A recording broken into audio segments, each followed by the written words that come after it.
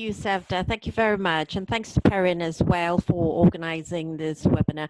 So I'll introduce myself. My name is Joyce Ong.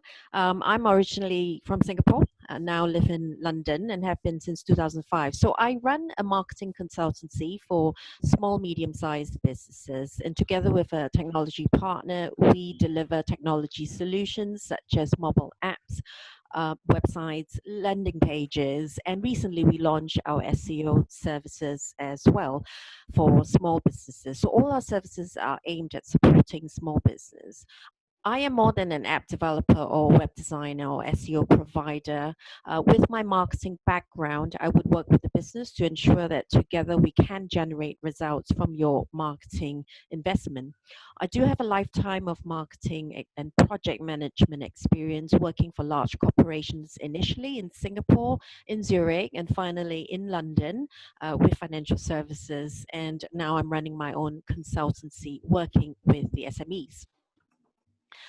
So with that, I shall go on to our presentation for today, which is all about apps and app marketing. So if you allow me to share screen with you.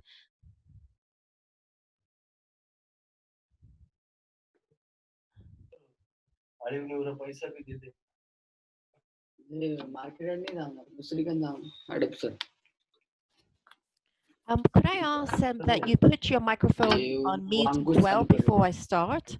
That would be greatly appreciated. If you could put your microphones on mute. Thank you. Okay, so today's presentation is entitled Coming Soon to a Restaurant Near You, Food and Drink Ordering Apps. So in this talk, I'm going to cover a couple of things. First of all, show you some statistics or research on mobile trends, which we can't ignore as marketers and for small businesses as well. And also I'm going to move on to talk about 3 must-haves for an app to be successful. So this is really very much from the app marketing point of view, what makes an app a success for the small business. And then next, I'm going to move on to more or less a whistle-stop tour of apps, in particular food and drink apps, and how they can help restaurants and pubs to comply with the new rules. And also move on to community-based apps and how they help with engaging the community with member engagement. So these are 2 specific industry examples of where apps can help the industry. So I hope that's all going to be quite helpful for you. And if you do have any questions along the way, then please feel free to pop your question in the chat box and we'll try to answer them.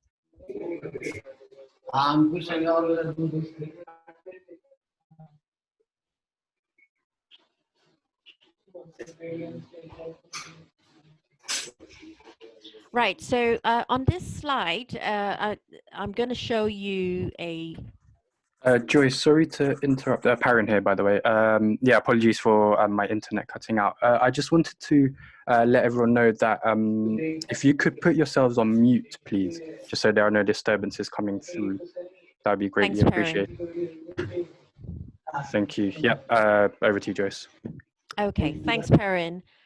Great, okay, fantastic. Right, so we're going to talk about mobile trends on this slide. And on this slide, I am quoting a piece of research from Ofcom, which is the UK communications regulator. So all the research is based on the UK market. And I would strongly suggest that anyone who's interested in looking at mobile trends to refer to the report.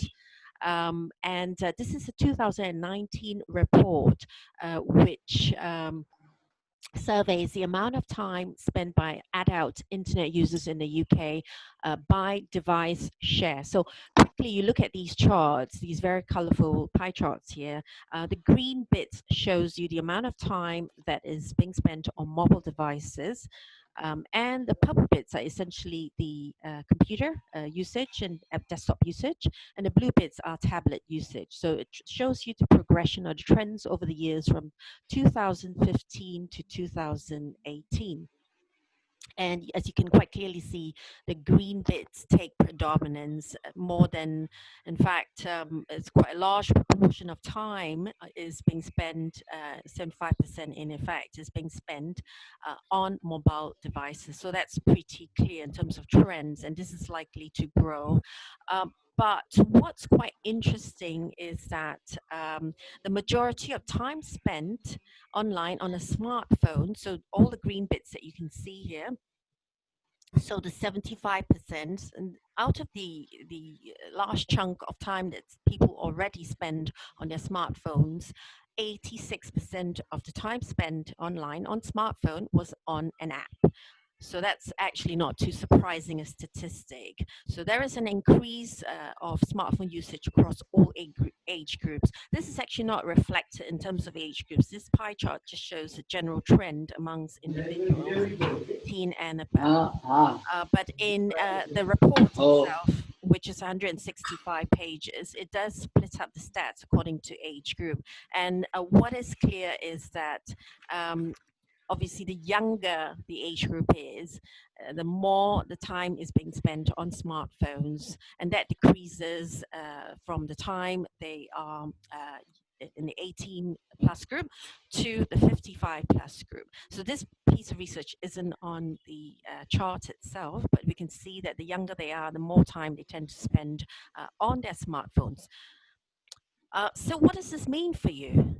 It clearly shows that businesses need to go mobile in order to be seen, in order to capture a slice of attention from their customers. And this is particularly so if the business wants to capture attention from the younger generation, from the millennials and the generation Z, so to speak.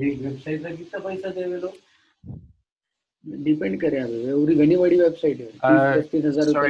Adita, I don't know if I'm pronouncing your name correctly, but yeah, your voice is coming through, so could you put yourself on mute, please? Appreciate that. Thanks, Perrin. Thank you. Yeah, sorry, Joyce. That's okay. Yeah, so as I was saying, businesses need to go mobile in order to capture a slice of people's attention on their smartphones.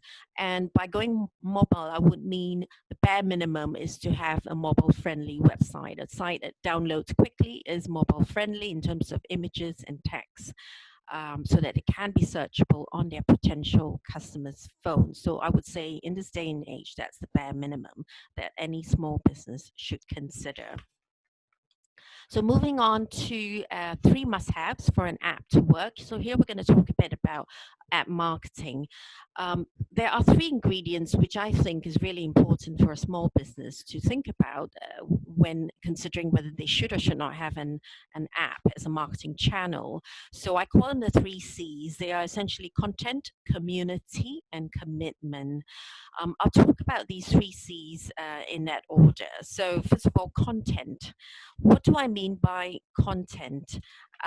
Here, I'm going to quote a piece of research from Think with Google. And this research shows you the top 3 reasons people will switch from a mobile site to an app when browsing, researching, or purchasing. So this shows you that people do switch from one channel to another. They don't just stick with one channel, a marketing channel, in terms of the customer journey, in terms of making a decision as to what to buy. So the top 3 reasons are: it's easier to navigate for them, it's easier to make a purchase on a mobile app, and it also saves time for them in the checkout process when they navigate from a mobile site to a mobile app. And this also happens on the reverse as well, I may add, from a mobile app to a mobile site. So why do they do that? Well, it shows that when people do navigate from a site to an app, it shows that they're a bit more focused in their research rather than casting the net wider when they land on a website, which is usually the first point of contact. When they move on to an app, it's usually with something specific in mind. So whether it's to make a purchase, or whether they want to focus on the research on a piece of information that they think the app would have, or to check out, or they simply want to make a step further to engage with the business a bit further. And that's when they would then use the app. rather than a mobile website. So this happens vice versa. So what I'm saying in this slide is a mobile app is not to be treated as a mobile website. The two marketing channels have different purposes in terms of the whole marketing mix for a small business. And so to illustrate that further, what I mean by that is when you have a website, basically a website is your calling card, is your business card. It's your shop front to the rest of the world. However, when you talk about a mobile app, then you're talking about content. Content is important. It's important to update your content and regularly refresh your content, or be more campaign driven in terms of the way you approach content on an app. So by content, this could be a new development that's happening within your business. It could be news. It could be an event which you're hosting. It could be a special offer or a deal, or it could be a seasonal event that you are pushing out to your audience. So the content has to be updated and refreshed. As to how often or what frequency you need to refresh the content, that's basically up to the business, the type of business you're in, essentially. And campaign driven, that's helpful. Whenever you have a new campaign, it's important to then consider uploading content or repurposing content onto the mobile app as part of a multi-channel approach. So an app essentially is not a standalone marketing channel, that you have separate sets of messages on the app. Rather, it should be treated as part of a whole marketing mix, a multi-channel approach when you organize a campaign. So, for example, multi-channel approach, meaning you could have content posted on your website, or you could write a blog on your website, or have a landing page to drive people to that page to do something, or social media and the app as part of a multi-channel campaign approach.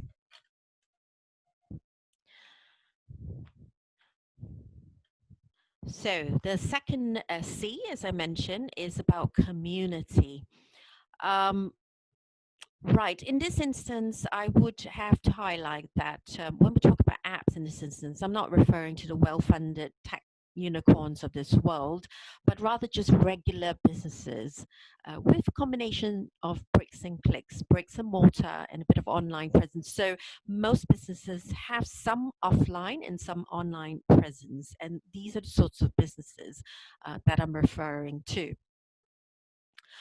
Right. What do I mean by community? So for an app to work well, you would typically need to already have a community of followers or customers. It is possible to start marketing an app without any followers, without any customers, although it will take a longer time, and you would most likely have to end up spending on advertising in order to get your app downloads going.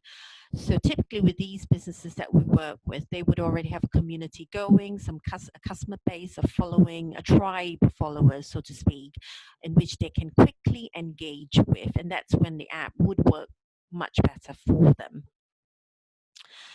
Right. So as I mentioned on the slide, you already have an audience of customers and followers. And again, adoption of app usage really, to a certain extent, depends on your audience.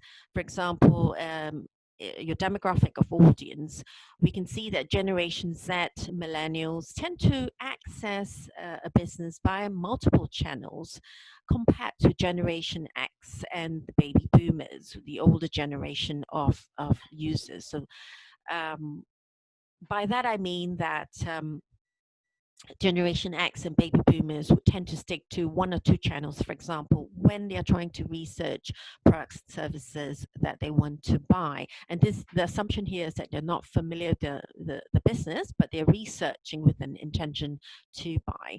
So these two, the older generation would tend to access fewer channels, whereas the younger generation, the millennials and the Generation X, would tend to expect a business to be accessible via a variety of channels, and that's important to note. So the top 5 popular channels when communicating with these businesses are email, in person, phone, online chat or live support, and mobile apps. So these are the top 5 most popular channels that users would access. Obviously, with the older generation, the baby boomers and the Gen X would tend to resort to using the website and email to access the business, and in person or phone. Compared to the Gen Z and the millennials, who would then expect the business, who would really expect the business to be accessible by all these 5 channels, so to speak. And this piece of research is really important for marketers and small businesses looking at customer behavior, customer buying behavior. You can have a look at this piece of research from Salesforce, and I quote here. It's called the State of the Connected Consumer 2019 report. And I draw from this piece of research because it's quite a comprehensive research involving customers across various countries. So they do have a sizable sample of customers to interview with in terms of extracting customer buying behavior from that research. So that's about community. Moving on to the last C, which is all about commitment. Right. So when you decide or make that decision as a small business or marketing team to build that app, you would obviously need to think through the process and get your team involved. So first of all, marketing goals, to identify what the goals are for the app. Is it for engagement? Is it to provide more convenience for customers and followers? Or do you want to monetize the app in some way? So it's important to identify what your goals are specifically for the app and how that fits into your overall marketing goals.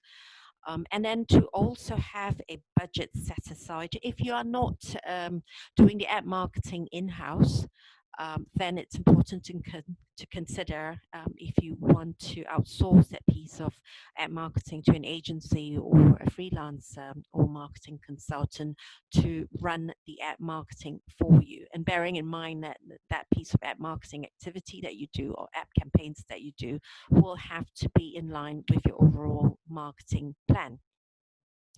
And getting your team involved is important, especially right from the outset, identifying the whys and wherefores of having the app. In order for them to buy in, to understand how it's going to help the team improve their work or do their work in easier, and how it's going to help customers as well to make their lives easier. So that conversation needs to happen right at the beginning. The next is testing and launching. That's also important, getting your followers, your customer base, and your employees involved at that stage, getting feedback from them. And at that point, you would want to also identify who your app ambassadors are going to be. So if it's an app for customers, then you want to invite some of your loyal customers to jump on the testing stage and to give feedback, and also some of your employees as well, to get them involved and so that they would support the launch of the app. And the next thing is ongoing marketing. That's important after the launch of your app. There need to be some ongoing marketing activities. And if you remember, we talked about content, so it's important to keep that in mind when you plan your campaigns going forward for the next 3 to 6 months. And also to be able to repurpose content that you already have on your socials, your website, and other marketing channels, to be able to repurpose that on your apps, to always keep that in mind, and also identify who's doing that bit of the job, who's involved in that role, and is it in your marketing plan? Because if it's not in your marketing plan, then chances are it's not going to happen on the app. Right, so this is important because it doesn't matter if you spend $2,000 on the app, 10 grand, or 100 grand building the app. It's important to get commitment from your team and also from your customers as well. So next, we're going to move on to talking about the food and beverage industry in particular, and how apps can help them. So as we all know, with the lockdown, I think that was a massive blow to the hospitality and the food and beverage industry. Since March, we've been ordered to close down. And the good news is they are now starting to reopen the food and beverage industries with the pubs, the restaurants, the bars, and the cafes as well. So some of these establishments have started to reopen since 4th of July, provided they have social distancing measures in place. Right, so we're going to talk about exactly how apps can Joyce, help. sorry to interrupt there. I was going to say, could you move your mic a bit further away from your mouth? Just a tiny bit. Oh, right, yes, sure, of course. Is Yes, that that's a lot better, better. Yeah, Aaron? Thank you, thank Okay, you. Yeah, apologies all for right. interrupting. Sure, I do apologize, but thanks for highlighting that. No Yeah, worries. so we're talking about the reopening and social distancing measures. So how can apps help is the question here. Apps can help mitigate the risks of contagion spread for these establishments who are reopening, risks of spread between customers and staff by allowing customers to key in their orders on the app itself. And also, the apps would allow uh, contact tracing. That is mandatory by the government that every establishment who are receiving customers into their establishment must collect customer details for 21 days and keep the details for 21 days. And if these customers come in a group, for example, then it's usually the lead customer who'll have to provide the details. The lead customer will then have access to the group's details. So this is part of the contact tracing that requirement by the government. So apps again can help to do that by asking customers to key in their details onto the app itself in a secure, safe and secure way. And this also helps the establishment to comply with the General Data Protection Regulation as well. You may have noticed as you visit these pubs and restaurants that some of them may still be using the usual method of passing bits of paper around from one customer to another, or sharing data with other customers on a bit of paper. That's actually not not GDPR compliant, to be honest. So to avoid that happening, passing bits of paper around, sharing information, inadvertently sharing information to strangers, you are able to, they can use the app to do that, which is safe and secure way of doing it. So next we move on to talking about some of the features that affordable apps can provide to support the food and beverage industry.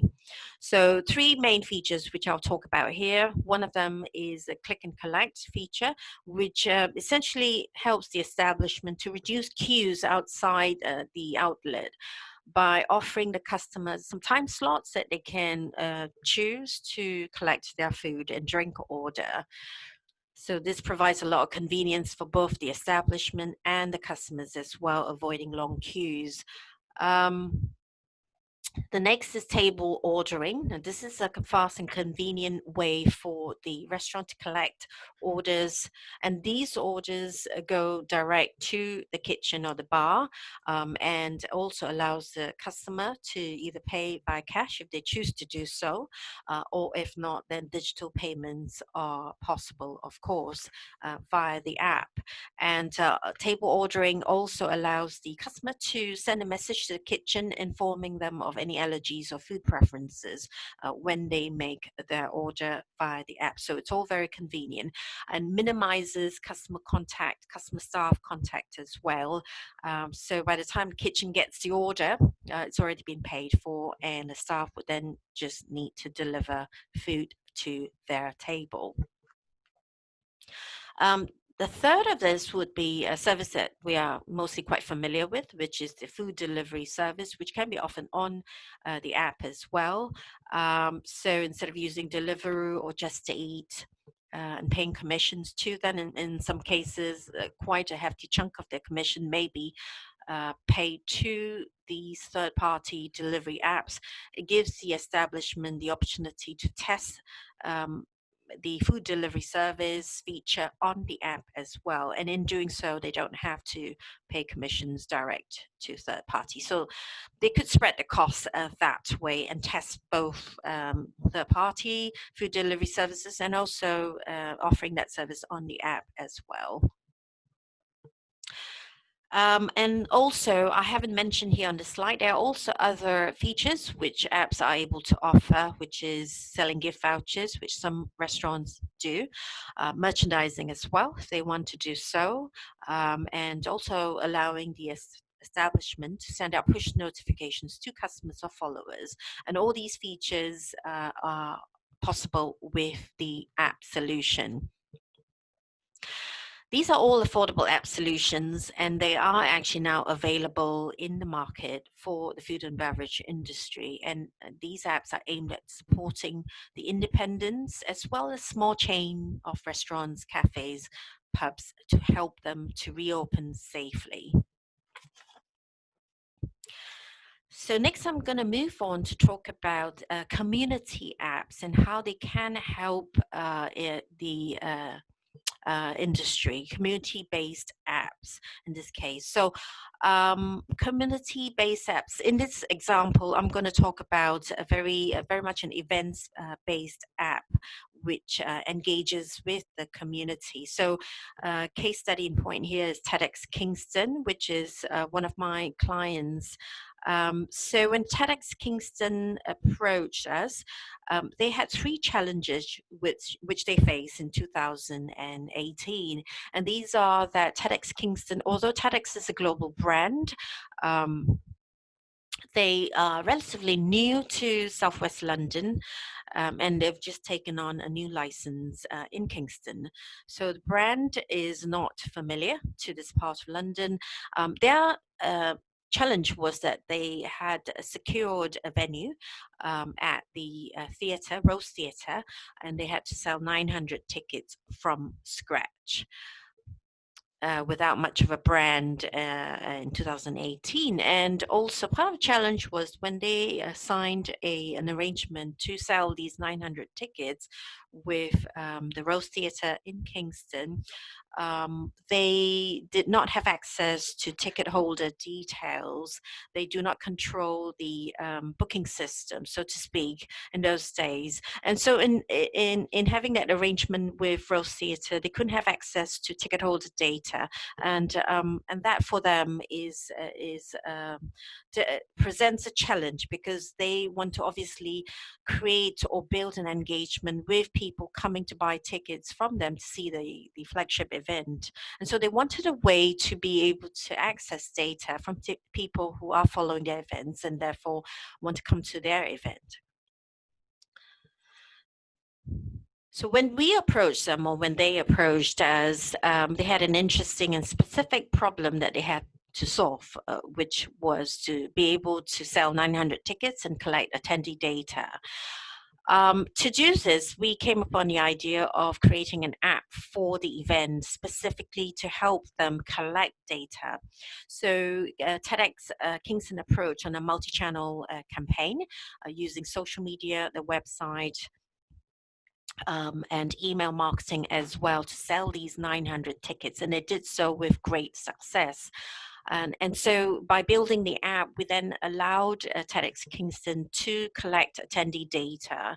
And the way we promoted the app to them was that if every attendee who bought a ticket at the Rose Theatre would then have to download the app in order to get access to some deals and freebies. And the deals are essentially that they will have access to 24-hour coupon deals at local food and beverage outlets on the day of the event. So these coupons would expire after the event. And also to get access to a lineup of speakers and program details as well, which are updated constantly and also during the day of the event. So that was the enticement to get them to download the app to use the coupon deals. and that was huge success for TEDx Kingston. They sold 900 tickets, and on top of that, they managed to collect up to 70% of the attendees who attended the event itself gave data, downloaded the app, and provided data to TEDx Kingston.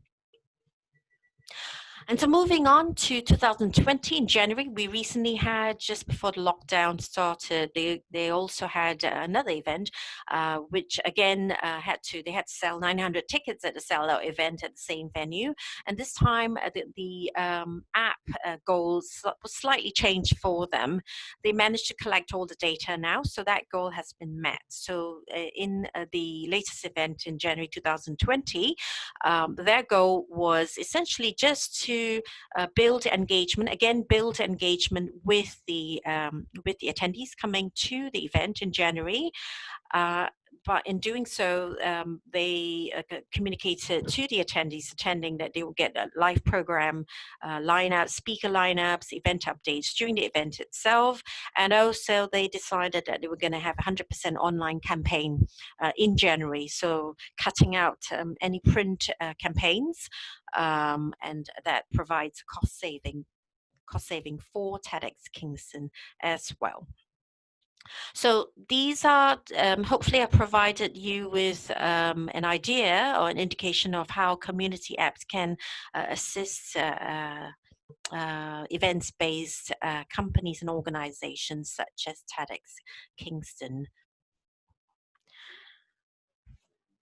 Right, so if you'd like to see a food app or an event app demonstration, happy to do so. Or if you'd like to download a PDF with more information about our food ordering apps, then by all means, please do message me, or you can book a call, a one-to-one call with me via the link that you have in the chat box on the Zoom call.